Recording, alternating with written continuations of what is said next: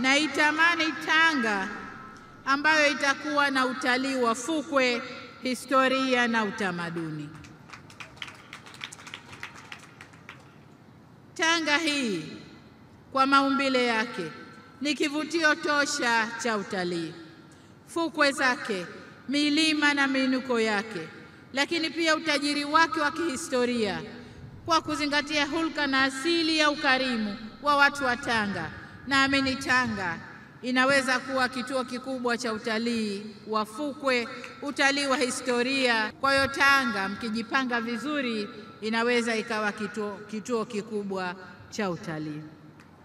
Ili ndoto hii itimie, ni lazima watu wa Tanga muwe tayari kuifanyia kazi.